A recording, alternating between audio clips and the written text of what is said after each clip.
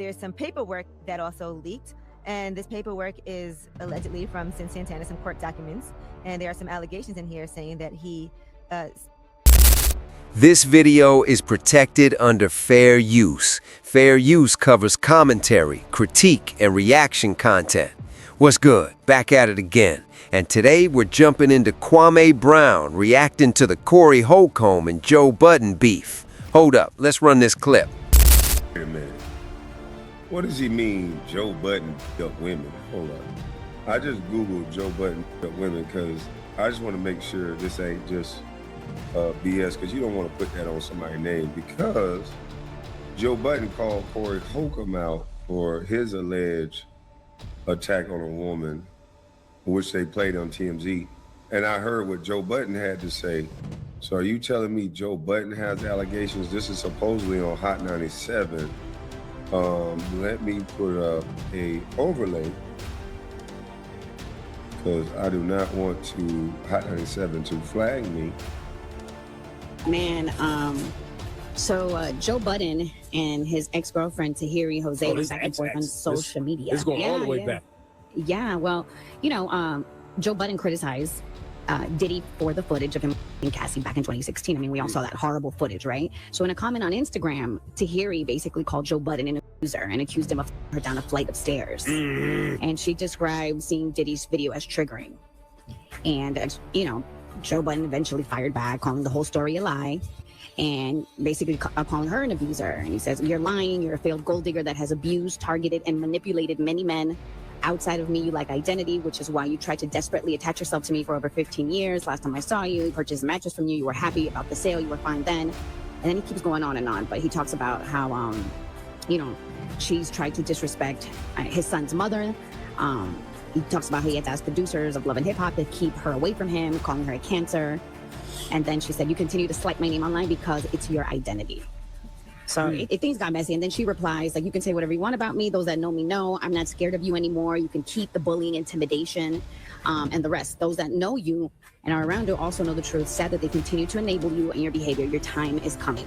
So what I found, so I didn't see all of that, but what I did see was Joe Budden talking about Diddy, which, you know, Joe Budden, I think, has had public issues, abuse, as well as relationship issues that we've seen with people accusing him of, right? Like, we've seen this before. What Joe Budden was talking about with regard to Diddy was this kind of cloaked, hiding behind the idea of black excellence.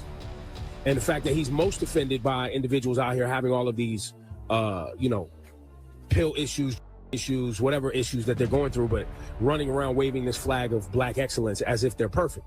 Which I found interesting, an interesting take from Joe, because he, I don't believe, has done that, right? Like, I think he's been a public problematic individual, right?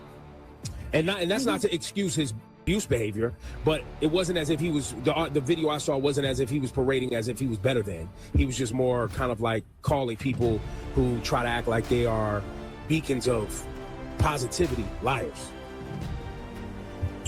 He's always been very transparent about his darkness, right? He's always been, and when I mean darkness, I mean mental health issues, abuse.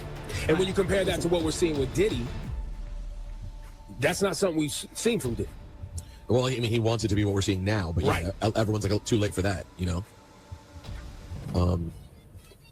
I mean, listen. But that all played out. Yeah. So let's see. He denied that one. Let's see. He said he had multiple allegations of here's another girl he used to date, Sin. And they're on the Breakfast Club talking about this. Hold on. So you could chase me again and drag me? I'm good. I dragged you. I laid a hand on you and dragged you where? Where did I drag you, son? You must have been drunk still, right? No, I was not drunk. I'm very aware of what was happening. Joseph. All right, so not sure where that came from. Not drunk. Dragged you. With Joe Budden. Oh, you mean in person so you could chase me again and drag me? I'm good. I dragged you. I laid a hand on you and dragged you where? Where did I drag you, son? You must have been drunk still, right? No, I was not drunk. I'm very aware of what was happening. Joseph. All right, so not sure where that came from, but Sin Santana does try to explain it, and here's what she had to say. It's no secret that Joseph and I broke up. Probably one of my most vulnerable times. I confided in someone that I considered a sister, and they completely betrayed my trust. We have the right to decide what the we want to share with her and what we want to handle in private. That's nobody's business. I don't play with my family. And at the end of the day, Joe is a great dad to Lex. Joe is present. Joe is active. We co-parent. All right, so she's saying that she did not leak that. I guess she sent that audio to somebody who was close to her, who she trusted, and that person then leaked it. Now, some people are trying to say that there's a smear campaign going on against Joe Budden right now because all of a sudden, all of these things against him are popping up now that he has cut ties with Spotify. All right, this whole situation is getting spicy. Listen to this. Kwame Brown is not holding back at all. He's calling Joe Budden a straight-up clown, dragging old accusations back into the light, questioning Joe's credibility, and saying you can't play judge over other people while your own mess is sitting in the background.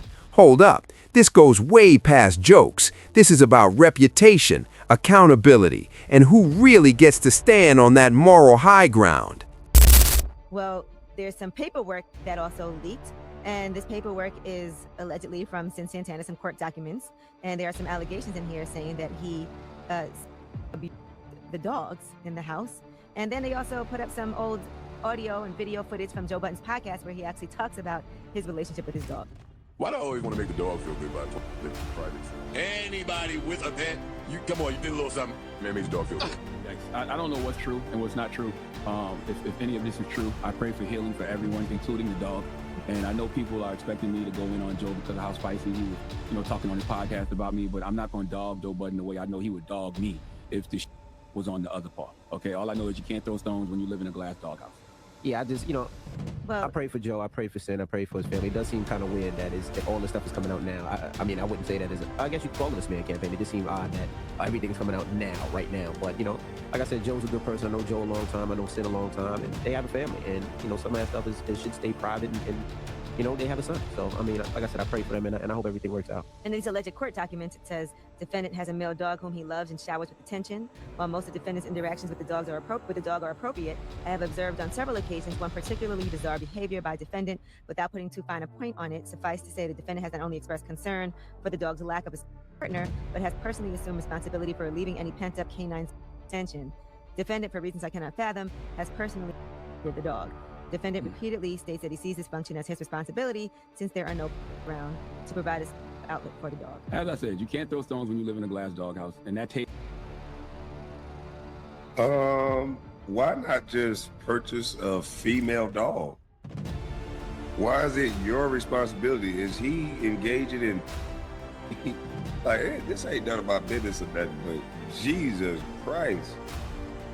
That's kind of weird. That is weird. That ain't kind of weird. You meat of your dog because you're thinking it's attention when they have female dogs. You can put an ad online to breed the dog, to stud the dog out, you just like to take matters into your own hands. You take that into a whole new level. But I don't think they were talking about what you're talking about, buddy. Jesus H. Christ. All right. Let's end that video. I'm just trying to make sure that what is being said is true and nobody's just making allegations on people. And then in this clip, listen to this. Kwame Brown is clearly firing back at what he feels were personal shots aimed at him by Joe Budden. Instead of letting it slide, Kwame steps straight into it head on, pulling old allegations and controversies that have trailed Joe for years back into the spotlight. He argues that if you're going to publicly critique people and posture like you've got the moral high ground, then your own past needs to be put under the same microscope. He points to previous claims from former partners and situations that have made the rounds online, suggesting Joe's got unresolved issues of his own. Girl. Kwame's main point is hypocrisy. He feels it's wild to spotlight everyone else's flaws while dodging accusations tied to yourself. He even hints at some unsettling behavior happening behind the scenes, implying there's deeper stuff people shouldn't ignore. Make sure you drop a comment and hit that like on this video.